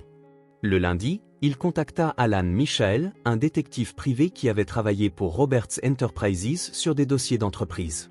Sa mission était claire, retrouver Sarah Miller, mais ne pas l'aborder, seulement localiser où elle se trouvait. « J'ai besoin d'une discrétion absolue, Alan », déclara Jake au téléphone. C'est personnel, pas professionnel, et nous avons affaire à quelqu'un de très fragile sur le plan émotionnel. Compris, monsieur Roberts. J'ai de l'expérience avec ce genre de situation, parfois les gens ont besoin d'aide même s'ils ne savent pas comment la demander. Jake ne dit rien à Émilie à propos de ses recherches, il ne voulait pas lui donner de faux espoirs. Pourtant, les enfants sont extrêmement perceptifs, surtout une enfant comme Émilie, qui avait appris à décrypter les adultes pour survivre. Tu es inquiet pour quelque chose, remarqua-t-elle un soir, alors que Jake l'aidait à ramasser ses jouets. Ce n'était pas une question, mais une affirmation. Jake hésita. Je pense juste au travail, ment-il, sachant immédiatement qu'elle n'y croirait pas. Émilie l'observa un instant de ses yeux vert perçants, qui semblaient plus vieux que ses 4 ans. Tu penses à maman, dit-elle simplement. Je pense à elle tous les jours aussi. Jake poussa un soupir et s'assit par terre à côté d'elle. Tu es très futé. Tu le sais? Oui, je pense à ta maman. J'essaie de la retrouver. Émilie ne parut pas surprise. Elle hocha la tête comme si c'était exactement ce à quoi elle s'attendait. Elle est repartie, remarqua Émilie d'une voix calme, sans regarder Jake, concentrée sur une pièce de puzzle. Comme avant. Ce n'est pas tout à fait la même chose, tenta d'expliquer Jake. Ta maman est malade, tu te souviens? Parfois, quand on est si malade, on fait des choses qu'on ne ferait pas normalement, des choses qui peuvent blesser ceux qu'on aime le plus. Émilie resta silencieuse, ajustant 2 pièces de puzzle. Puis, soudain, elle se leva et alla chercher son sac à dos d'école. Elle en sortit une feuille pliée et revint vers Jake. J'ai fait ça en cours d'art plastique, dit-elle en lui tendant la feuille. La maîtresse nous a dit de dessiner notre famille. Jake déplia le dessin, fait au crayon de couleur. Il était vif et coloré, montrant 4 personnages, un grand, clairement Jake, une petite fille aux cheveux bruns, un bébé blond et un contour vide, tracé en pointillé, comme une silhouette manquante. C'est nous, expliqua Émilie en désignant chaque figure, moi, Noah et toi. Mais là, il y a un espace. Elle effleura doucement le contour vide. Parce que maman est encore absente. Même quand je suis en colère, elle me manque quand même. Jake sentit sa gorge se nouer. Il attira Émilie contre lui dans un câlin, tentant de lui cacher les larmes qui lui montaient aux yeux. Je la retrouverai, Émilie, murmura-t-il dans ses cheveux. Je te le promets. Émilie se détacha un peu et le regarda sérieusement. Est-ce qu'elle voudra revenir vers nous? La question était simple mais chargée de toutes les insécurités et craintes d'une enfant qui avait déjà connu l'abandon. Je le crois, répondit honnêtement Jake.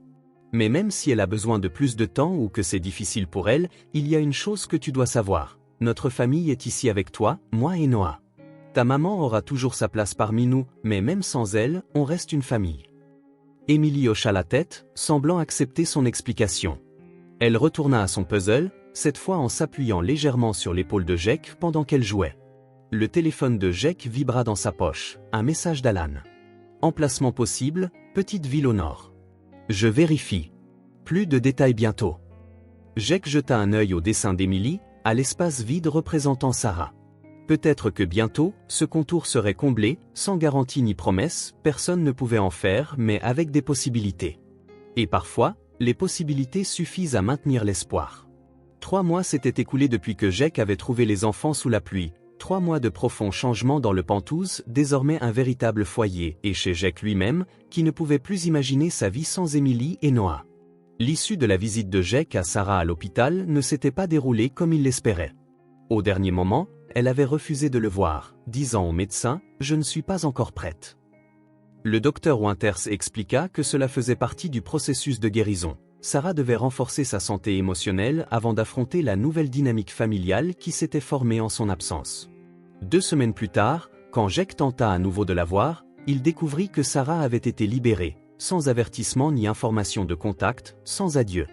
Elle s'était simplement volatilisée. C'est courant dans les cas de dépression sévère, expliqua le docteur Winters, l'air préoccupé. Il y a souvent un fossé entre la réalité et ce qu'ils perçoivent. Sarah se sent probablement coupable et honteuse, incapable de faire face aux conséquences de ce qui s'est passé, même si personne ne la juge. Jake ne le dit pas immédiatement aux enfants.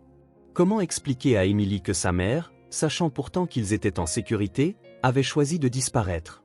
Comment l'expliquer à Noah, qui souriait désormais chaque fois qu'il voyait Jake, l'absence de sa mère? Mais au fil des semaines où Sarah demeura silencieuse, il devint de plus en plus difficile de cacher la vérité.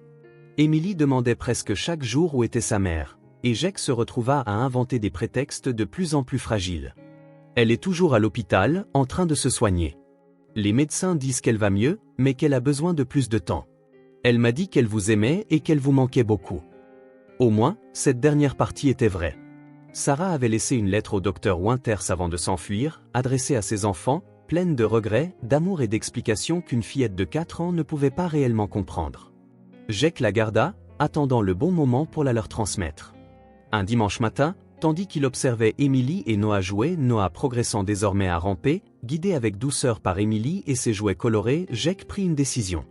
Le lundi, il contacta Alan Michael, un détective privé qui avait déjà travaillé pour Roberts Enterprises sur des affaires d'entreprise. Il alla droit au but, retrouver Sarah Miller, mais ne pas l'approcher, juste localiser son emplacement. « J'ai besoin d'une discrétion absolue, Alan », expliqua Jake. « C'est personnel, pas professionnel et on a affaire à une femme très fragile. Compris, monsieur Roberts.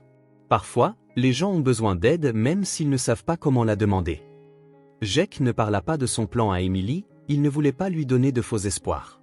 Mais les enfants remarquent tout, surtout une enfant comme Emily, qui avait appris à survivre en lisant les adultes autour d'elle. « Tu es inquiet pour quelque chose », dit-elle ce soir-là, alors que Jake l'aidait à ranger ses jouets. Encore une fois, ce n'était pas une question. Jake hésita. « Je pense juste au travail », ment-il, sachant aussitôt qu'elle ne le croirait pas. Emily l'examina un instant, de ses yeux verts perçants, qui semblaient bien plus vieux que son âge. « Tu penses à maman », dit-elle simplement. « Je pense à elle tous les jours aussi. » Jake soupira, assis sur le tapis à côté d'elle. « Tu es vraiment maligne, tu sais. »« Oui, je pense à ta maman. J'essaie de la retrouver. » Emily ne montra aucune surprise. Elle hocha la tête, comme si c'était exactement ce qu'elle prévoyait. « Elle est repartie », fit Emily, sans regarder Jake, absorbée par son puzzle. « Comme la dernière fois. »« Ce n'est pas exactement la même chose », tenta d'expliquer Jake. « Ta maman est malade, souviens-toi. Parfois, les gens aussi malades font des choses qu'ils ne feraient pas normalement, des choses qui blessent les personnes qu'ils aiment le plus. » Emily resta silencieuse, ajustant d'autres pièces de puzzle. Soudain, elle se leva et alla chercher une feuille pliée dans son sac à dos. Elle revint auprès de Jake. « J'ai fait ça en cours de dessin », dit-elle en la lui tendant. « La maîtresse nous a demandé de dessiner notre famille. » Jake déplia le dessin fait au crayon de couleur. Il montrait 4 figures, un homme plus grand, Jake, une petite fille aux cheveux bruns, un bébé blond, et un contour en pointillé, une silhouette manquante. « C'est nous », expliqua Emily en désignant chaque personnage, « moi, Noah et toi. » Mais cet espace, elle toucha légèrement le contour vide, c'est parce que maman n'est pas là. Même quand je suis en colère contre elle, elle me manque. Jake sentit ses larmes monter. Il attira Emily dans ses bras, tentant de dissimuler son émotion. « Je la retrouverai, Emily, » murmura-t-il. « Je te le promets. » Emily se recula et le regarda sérieusement. « Est-ce qu'elle voudra revenir avec nous ?» Sa question était simple, mais pesait de toute l'angoisse et la peur d'une enfant qui avait déjà connu l'abandon. « J'espère, » répondit Jake honnêtement. « Mais même si c'est difficile pour elle ou qu'elle prend plus de temps, il y a une chose que tu dois savoir. Notre famille est ici, avec toi, moi et Noah. Ta maman aura toujours sa place, mais même si elle a besoin de temps, on reste une famille. » Emily hocha la tête, semblant accepter. Elle se remit à son puzzle, cette fois appuyée doucement contre l'épaule de Jake. Le téléphone de Jake vibra dans sa poche. Un message d'Alan, emplacement possible, petite ville au nord. Je vérifie et te tiens au courant. Jake jeta un coup d'œil au dessin d'Emily, à l'espace vide destiné à Sarah. Peut-être que bientôt, cette silhouette serait remplie, sans aucune garantie que personne ne pouvait donner, mais avec un espoir d'avenir. Et parfois, l'espoir suffit à avancer. La petite ville de Millfield se trouvait à environ 3 heures de route de New York, une communauté modeste avec une unique rue principale, quelques supérettes et un parc municipal qui avait connu des jours meilleurs. Ce n'était pas l'endroit où l'on partait chercher de grandes opportunités, c'était l'endroit où l'on allait pour disparaître. Jake gara son Audi dans la rue principale. Le détective Alan Michael avait été particulièrement efficace, retraçant le parcours de Sarah, d'abord un refuge dans le New Jersey, puis une maison de soutien dans le Connecticut, et finalement cette petite ville, où elle avait trouvé un emploi à temps partiel comme aide-cuisinière dans un centre communautaire. Elle travaille à la soupe populaire de l'église baptiste, expliqua Alan. Elle loue une chambre chez une dame âgée, se fait discrète, n'a pas d'amis, travaille et rentre chez elle, sort très peu. Laisser Emily ce matin-là avait été difficile.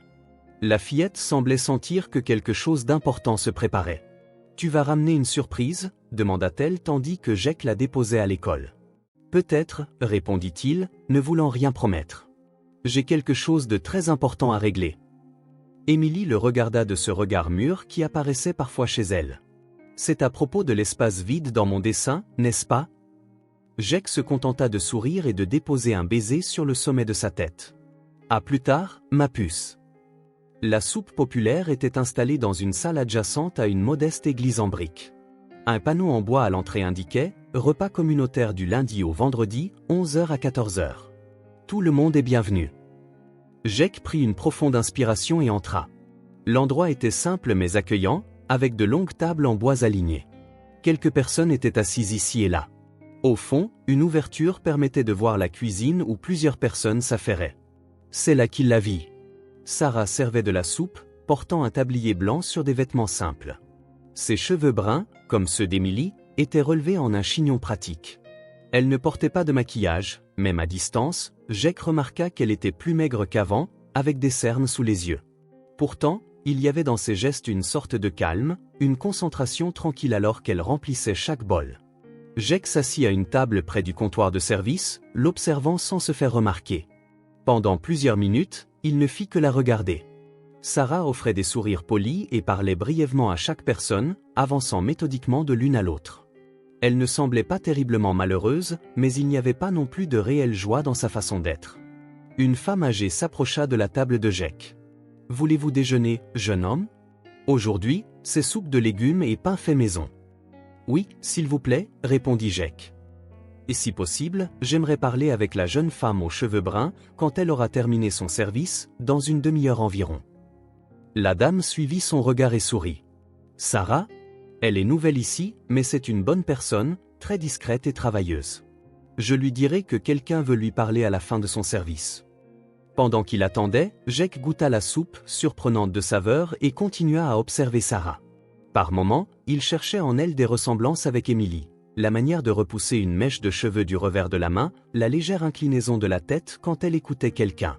Finalement, la foule du midi se dispersa. Jake vit Sarah enlever son tablier et dire au revoir à ses collègues. Quand elle sortit par une porte latérale, il se leva et la suivit. Sarah se figea en entendant qu'on prononçait son nom et se retourna lentement. Pendant un instant, il n'y eut pas de reconnaissance dans ses yeux, juste de l'appréhension. Puis elle sembla comprendre, et la surprise laissa place à la peur. « Jake » murmura-t-elle. « Comment m'as-tu retrouvé ?»« Est-ce que c'est important ?» répondit-il avec douceur. « Nous devons parler, Sarah. » Elle jeta un regard autour d'elle comme si elle cherchait une échappatoire. Ses doigts se crispèrent sur la lanière de son sac usé. « Les enfants » commença-t-elle d'une voix hésitante, les larmes lui montant aux yeux. « Est-ce qu'ils vont bien ?» l'interrompit Jake. Emily et Noah sont en sécurité, en bonne santé et bien entourés. Le soulagement se peignit sur son visage, vite remplacé par une profonde peine. « Je ne pouvais juste pas, » balbutia-t-elle, les larmes commençant à couler. « Il y a un parc au coin de la rue ?» proposa Jake en désignant la direction. « On peut aller y discuter ?» Après un moment d'hésitation, Sarah hocha la tête. Le parc municipal était petit et calme à cette heure de la journée. Ils trouvèrent un banc et s'assirent, gardant une certaine distance respectueuse. Pendant plusieurs minutes, aucun des deux ne parla. Jake attendait, laissant à Sarah le temps de rassembler ses pensées. « Comment les as-tu trouvés ?» demanda-t-elle finalement, presque en chuchotant. « En fait, c'est eux qui m'ont trouvé, » expliqua Jake. « Il y a quelques mois, un soir de pluie, Emily était devant mon immeuble, portant Noah dans ses bras. Sarah ferma les yeux, comme pour chasser l'image de ses enfants seuls sous la pluie. Une larme coula sur sa joue. « Je pensais revenir tout de suite, » murmura-t-elle. « J'étais juste partie acheter des médicaments, quelque chose pour me calmer, pour m'aider à tenir, et je n'ai pas pu entrer dans la pharmacie. C'était comme un poids immense sur moi, je ne pouvais plus respirer, je ne pouvais plus penser clairement. J'ai commencé à marcher sans buée. »« Tu n'es jamais revenu, » compléta doucement Jake. Sarah hocha la tête en s'essuyant les yeux. Une partie de moi savait que c'était mal, que je devais rentrer, mais une autre partie, la partie malade, continuait de me dire qu'il serait mieux sans moi, que j'étais un danger pour eux, que je ne pourrais jamais être la mère qu'ils méritaient. « Après ça, tu as fini à l'hôpital, » observa Jake. « Le docteur Winters m'a dit qu'une inconnue t'avait trouvé, une dame âgée, alors que tu pleurais à un arrêt de bus, et qu'elle avait appelé une ambulance. » Sarah baissa les yeux vers ses mains. À l'hôpital, une fois que je me suis un peu calmée, j'ai parlé des enfants. Ils ont dit qu'ils allaient les chercher, qu'ils préviendraient les services sociaux. Quelques jours plus tard, le docteur Winters m'a dit qu'ils étaient en sécurité avec toi. Mais tu as refusé de me voir quand je suis venu te rendre visite, ajouta Jake. Sarah secoua la tête. Je ne pouvais pas, la honte me rongeait. Comment faire face à l'homme qui s'occupait de mes enfants que j'avais abandonnés?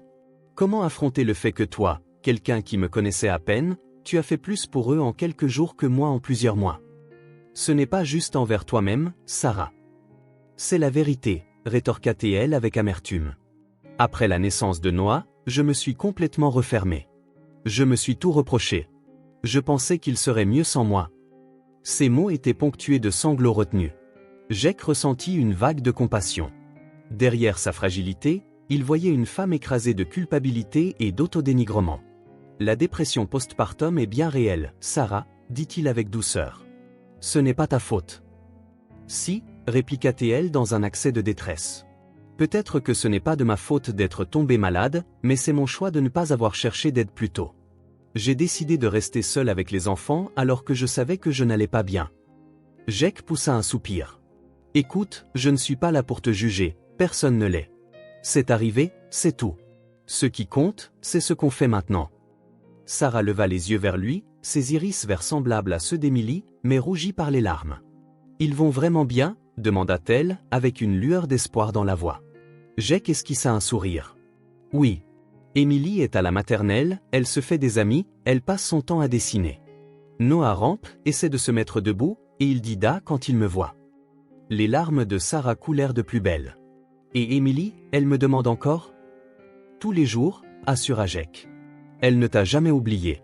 En fait... » Il s'interrompit, sortant un dessin plié de sa poche. « Elle m'a montré ça récemment. » Sarah prit la feuille avec des mains tremblantes et la déplia. Elle reconnut les 4 silhouettes, Jake, Emily, Noah et la sienne en pointillé. Elle s'effondra en sanglots.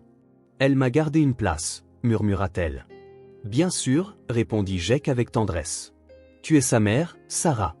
Rien ne changera ça. » Sarah passa ses doigts sur le dessin d'enfant, comme pour ressentir la présence d'Emily dans ses traits de crayon. « Je ne sais pas si je le mérite, » chuchota-t-elle. « Après ce que j'ai fait. »« Ils vont bien, » la rassura Jake, « mais ils ont besoin de toi aussi. Et tu mérites de revenir. » Sarah leva vers lui un regard surpris. « Comment peux-tu dire ça? Comment peux-tu être si gentil après tout? » « Parce que, durant ces derniers mois, j'ai beaucoup appris sur la famille, » répondit Jake. « La famille, ce n'est pas être parfait, c'est être là les uns pour les autres, surtout dans les pires moments. Emily et Noah me l'ont montré. » Ils parlèrent encore 1 heure. Jake lui raconta le quotidien des enfants, leurs habitudes, leurs petites manies. Sarah écouta, reconnaissante et triste à la fois de tout ce qu'elle avait manqué. « Et maintenant, qu'est-ce qu'on fait ?» demanda-t-elle finalement. « C'est à toi de voir, » répondit Jake. « Mais si je peux me permettre un conseil, tu devrais poursuivre un traitement. Je connais d'excellents médecins à New York spécialisés dans la dépression postpartum. Je peux t'aider pour ça et pour les enfants. On peut y aller doucement, lettres, appels téléphoniques tant que tu n'es pas prête, puis visite surveillée. Pas à pas, à ton rythme. » Sarah réfléchit, puis hocha la tête. « Je pense que c'est ce qu'il faut faire. » Avant de partir, Jake lui remit un nouveau téléphone portable. « Mon numéro est déjà enregistré. Appelle quand tu veux des nouvelles ou si tu as besoin de parler. Si tu veux, tu peux aussi écrire un petit mot à Emily, je lui remettrai. » Ce soir-là, dans la chambre qu'elle louait, Sarah écrivit sa première lettre à sa fille depuis des mois. Une courte note, les lettres maladroites, « Ma chère Emily, tu me manques. J'espère que toi et ton frère ne m'avez pas oublié. Avec amour, maman. » Le lendemain matin, Jake remit la lettre à Emily.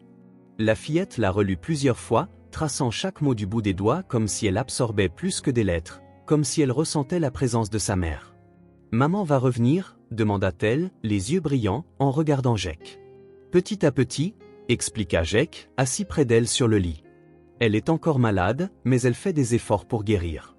Elle a commencé un nouveau traitement. » Emily hocha la tête avec gravité. « Je peux lui répondre ? » ?»« Bien sûr. On t'aidera à écrire une jolie lettre. » Emily resta silencieuse un instant, l'air sérieux. « Jake, » finit-elle par demander, « est-ce qu'elle saura comment être une maman, maintenant ?» La question était simple, mais lourde de sens. Comment expliquer la complexité de la santé mentale et d'une seconde chance à une fillette de 4 ans ? « Elle essaie, » répondit-il avec sincérité, « et on sera là pour l'aider. » Emily sembla satisfaite. Elle serra la lettre contre sa poitrine et esquissa un petit sourire, prudent, mais plein d'espoir. « On peut acheter de nouveaux crayons de couleur ?» demanda-t-elle, changeant brusquement de sujet. « Je veux lui faire un dessin plein de couleurs. » « Bien sûr, » approuva Jake, alors qu'elle sautait du lit avec enthousiasme. Jake jeta un regard à Noah, qui jouait dans son parc. Le bébé leva les yeux comme s'il sentait le regard de Jake et lui sourit, un sourire confiant de quelqu'un qui ignore encore toutes les complexités du monde. Le chemin à parcourir serait long, Jake le savait. Il y aurait des obstacles, des doutes, des moments difficiles. Mais pour la première fois depuis qu'il avait trouvé ses 2 enfants sous la pluie, il sentait que toutes les pièces pouvaient s'assembler, non pour former une famille parfaite et traditionnelle, mais quelque chose de nouveau, fondé sur la conscience, le choix, l'acceptation des failles et la célébration des petites victoires. Plus important encore, une famille qui privilégiait l'amour et la guérison plutôt que le jugement et la rancune. 2 mois après que Jake eut retrouvé Sarah dans cette cuisine communautaire, elle était prête à franchir une nouvelle étape. Le nouveau psychiatre, combinant le bon traitement médicamenteux et des séances de thérapie hebdomadaires, l'aidait beaucoup. Elle avait encore des jours difficiles, des moments où l'obscurité l'approchait dangereusement, mais désormais elle disposait d'outils pour reconnaître les signes et chercher de l'aide avant de sombrer. Les lettres entre elle et Emily étaient devenues un pont reliant leurs 2 mondes. Emily écrivait presque tous les jours, son écriture enfantine abondamment agrémentée de dessins colorés occupant plus d'espace que les mots. Sarah répondait aussi souvent, ses lettres d'abord réservées, puis de plus en plus chaleureuses et ouvertes. C'était une façon de réapprendre son rôle de mère à distance, de reconstruire un lien ébranlé par l'absence et le traumatisme. Les premières visites surveillées furent tendues. Malgré leurs échanges épistolaires, Emily se montra distante vis-à-vis de sa mère. D'abord, elle resta près de Jake, agrippant sa main. Noah, quant à lui, ne reconnut pas Sarah. Elle n'était pour lui qu'une étrangère gentille, au sourire triste. Mais à chaque rencontre, les barrières tombèrent un peu. Emily commença à montrer ses jouets à sa mère, à parler de l'école et à se rapprocher physiquement d'elle. Noah, très sociable, finit par accepter les bras de Sarah et réagir à ses berceuses, les mêmes qu'elle avait autrefois chantées à Emily. Jake observa la reconstruction de ce lien avec à la fois du soulagement et une certaine appréhension. Il avait construit sa vie autour de ses enfants, avec une routine, un sentiment d'appartenance mutuelle. La réintégration de Sarah apportait inévitablement des incertitudes. Pourtant, en songeant à l'alternative Emily et Noah naviguant entre 2 foyers séparés, perdant la stabilité dont ils avaient besoin, Jake comprit qu'il n'y avait qu'une voie possible. Un mercredi matin, après avoir déposé Emily à l'école, Jake invita Sarah à prendre un café. Ils se retrouvèrent dans un petit café près de Central Park, lieu neutre pour discuter sans les enfants. « J'ai une proposition à te faire », dit Jake après quelques échanges de politesse. Le Penthouse a 4 chambres.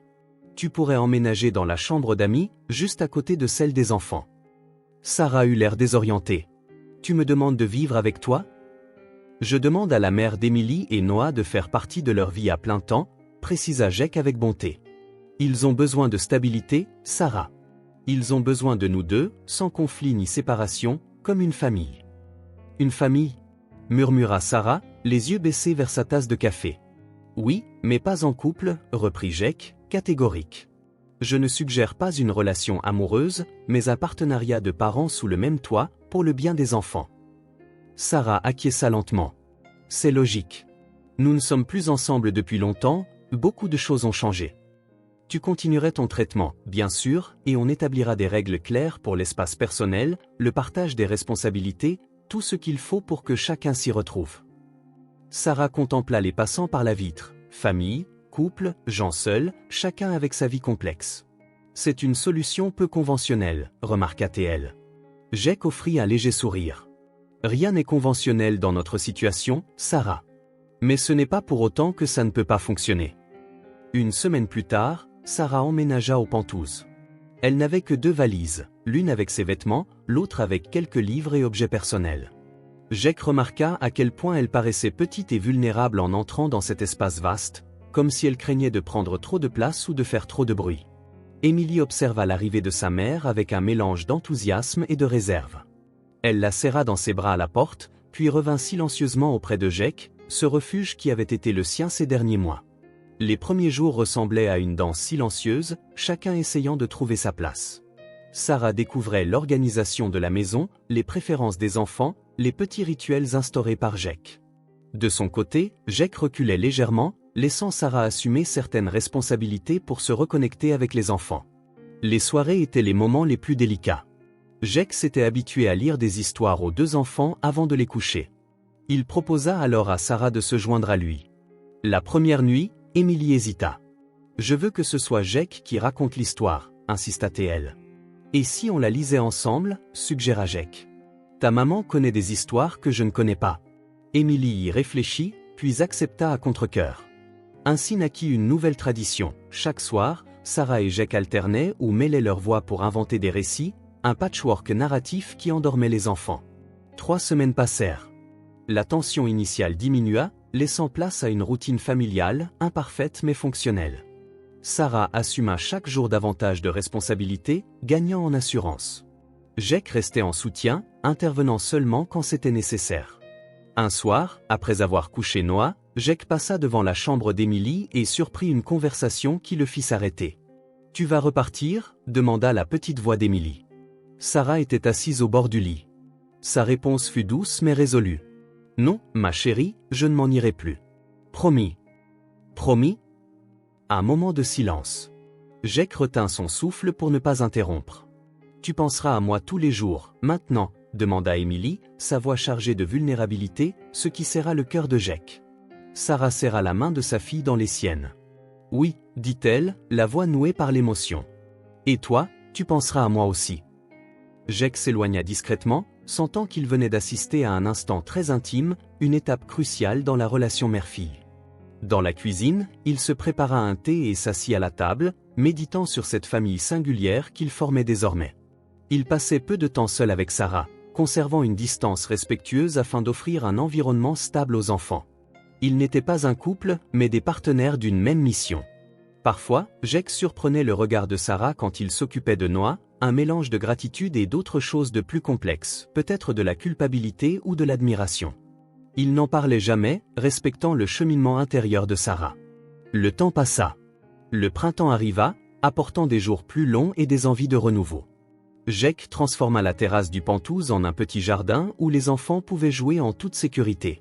Sarah trouva un travail à temps partiel dans une librairie pour enfants, retrouvant ainsi une indépendance et un but au-delà de la maternité. Un dimanche après-midi, une pluie de printemps fine et douce tomba sur la ville. Émilie, qui autrefois craignait la pluie à cause du souvenir de cette nuit fatidique, l'observait maintenant avec curiosité depuis la fenêtre. « Je peux sortir ?» demanda-t-elle, surprenant Jake et Sarah. « Il pleut, ma chérie » fit Sarah. « Je sais.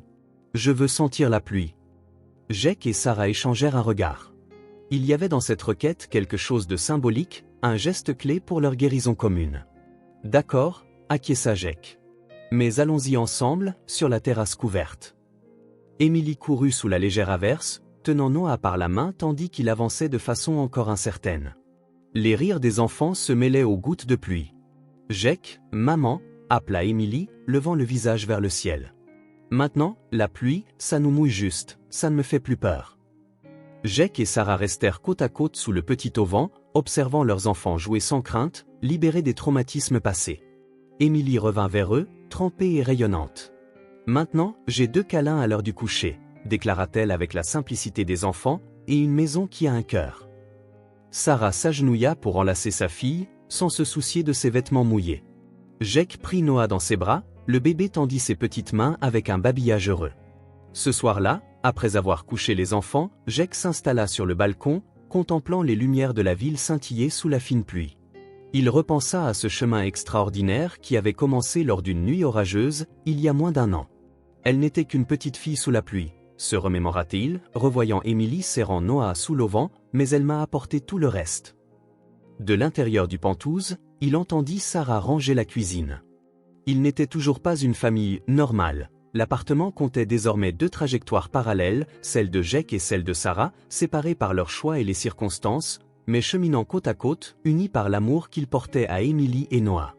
Peut-être, songea Jake, était-ce la définition la plus pure de la famille. Non pas une structure rigide ou une formule conventionnelle, mais un engagement partagé à offrir un environnement sûr où des enfants peuvent grandir aimés et protégés.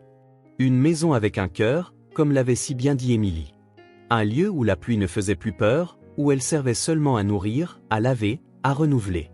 Et peut-être, se dit-il, c'était la forme la plus authentique de la famille.